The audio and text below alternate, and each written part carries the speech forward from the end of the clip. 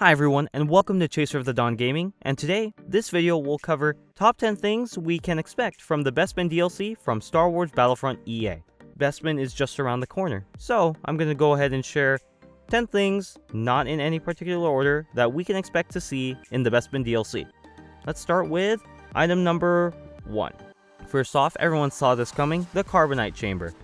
Ever since The Empire Strikes Back featured this back in the 1980s, the Carbonite Chamber that sealed Han Solo in Carbonite is a moment to remember. So, being able to run as infantry, whether as Rebels or Imperial, can show us exactly how fun it can be to throw our comrades or even enemies and trap them into a case of Carbonite. Number 2. As with the Weequay customization skin we got from the Outer Rim update, we can probably hope to see that we're going to get the GRAN alien species. They're also featured in games such as Jedi Outcast and Jedi Academy. They mainly throw the thermal detonators or even wield a Wookiee bowcaster. They have 3 eyes, and hopefully maybe we can get this along with Imperial skins in the hopes of the Bespin DLC or a free patch updates following the Bespin update. Item number 3 are the UGNAUGHTS and the UGNAUGHT droid refinery. And so, there's an important note about this one, of course.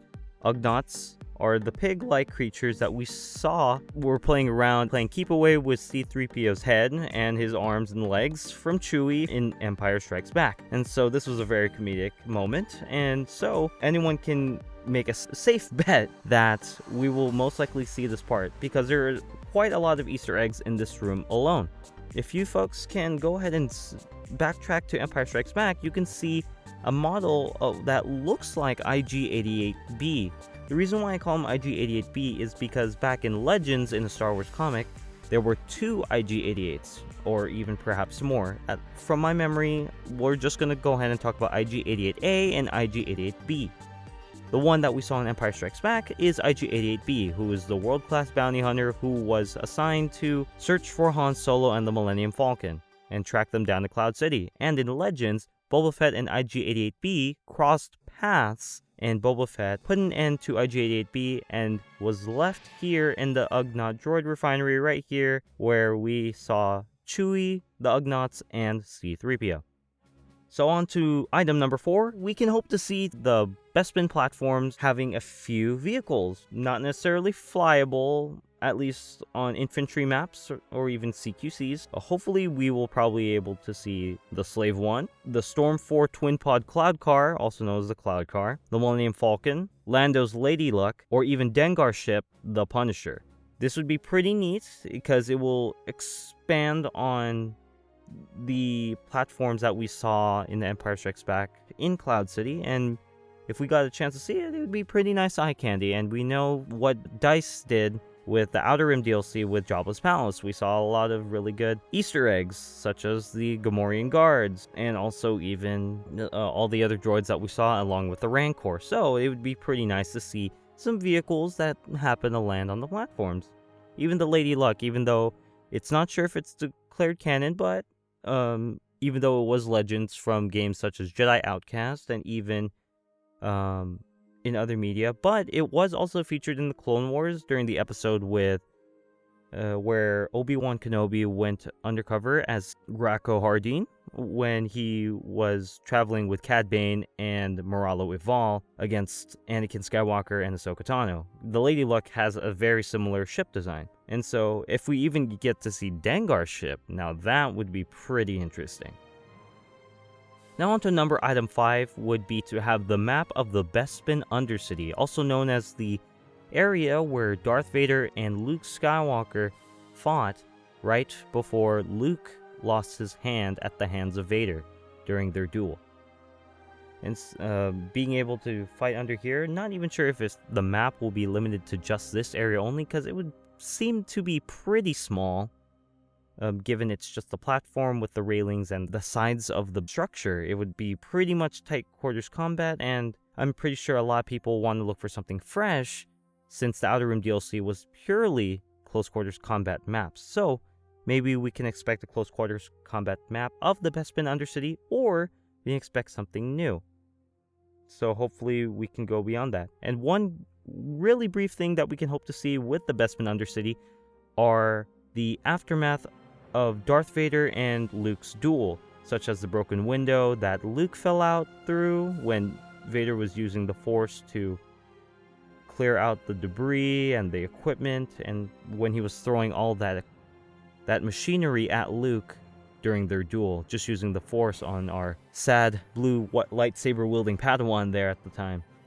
But yes, Luke has come a long way, and so with that being said, with that window as being an Easter egg, also maybe DICE can add this. I don't think it's probably going to be in it, but maybe there can be a secret access area. Not sure if Luke will be in a new skin for the Bespin DLC, like he might be in his Bespin uniform that he wore in The Empire Strikes Back, or he could be wearing his Return of the Jedi attire with his green lightsaber. We're not too sure. But if it were the green lightsaber that he was wearing and they revisited Bespin per se, they can possibly show the lost hand of Luke Skywalker with the lightsaber of Anakin Skywalker. I don't know, that's wishful thinking, or it can be like a little glimmer, or it can be in some debug data that people can be, that they can access in order to get in touch with this nice Easter egg, like with the Wampa that was eating the Tauntaun back on the Twilight on Hawk map.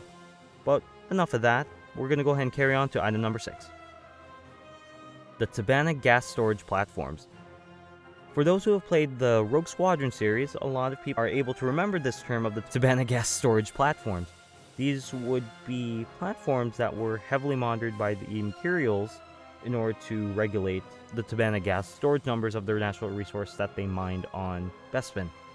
And so it was really fun piloting an A-Wing through Rogue Squadron, Rogue Leader, and even Rebel Strike through the clouds of Bespin, and being able to shoot down TIE Interceptors, TIE Fighters, and even weave in and out of the TIBANA gas mines, along with those balloon contraptions that also had tanks that we would blow up the source of their tanks that would fill the balloon with hot air in order to keep the balloon afloat and the platform afloat also. So this is something we can probably easily see the DICE programmers be implementing into either a fighter squadron map or even in Cloud City that we can see from the ground.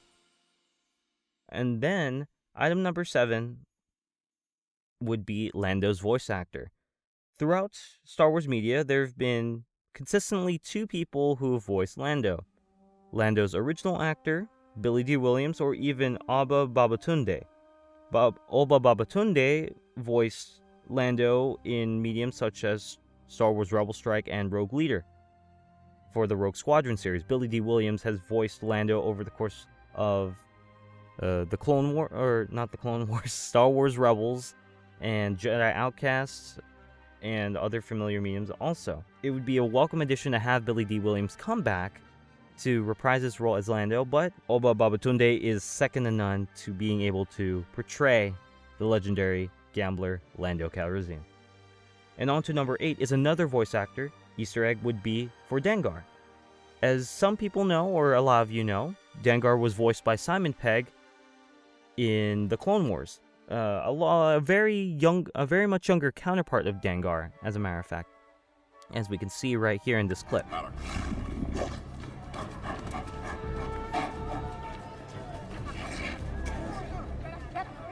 Hey, boss, who's your girlfriend?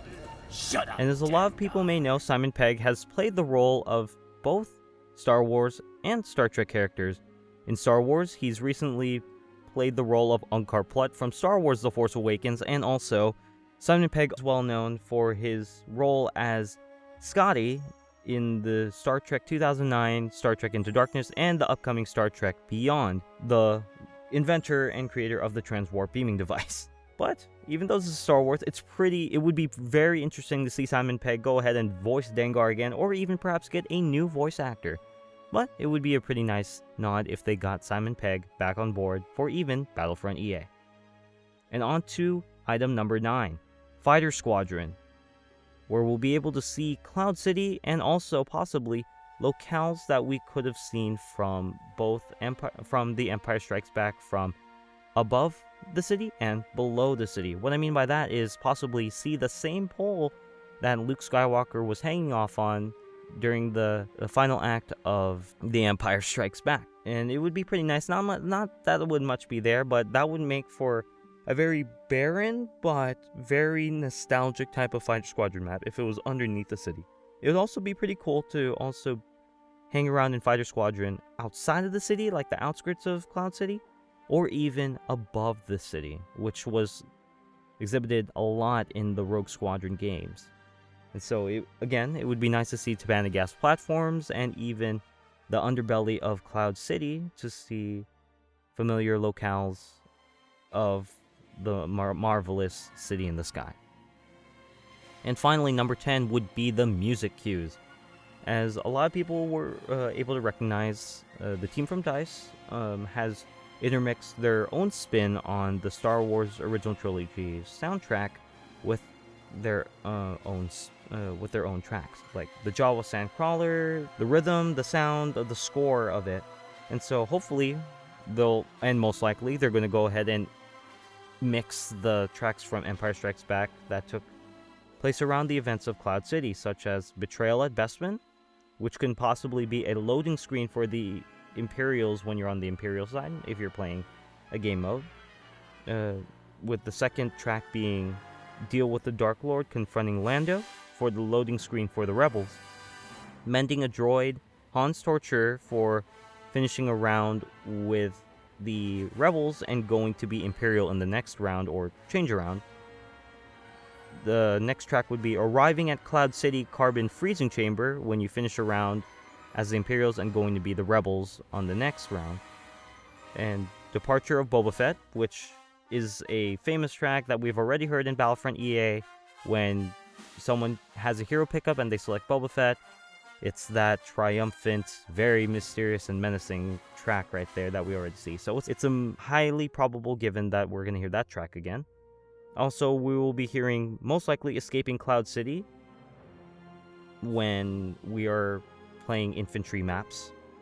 The next track would be Rescuing Luke, possibly for Fighter Squadron, like I mentioned earlier on the previous item. If we would be, say, playing above Cloud City or below Cloud City for a Fighter Squadron map. And finally, Hyperspace, which is the same track that plays when the Millennium Falcon leaves the planet of Bespin in trying to escape the squadron of TIE fighters as well as the Star Destroyer that Vader is on as they try to leave the system. And so, thank you for watching my video, folks. That is all I have for this video for top 10 things we can expect to see from Star Wars Battlefront EA's Bespin DLC. If you folks have any other recommendations I probably missed in my list, go ahead and leave a comment below. And without further ado, I hope you have a wonderful rest of your weekend and enjoy, and may the Force be with you always.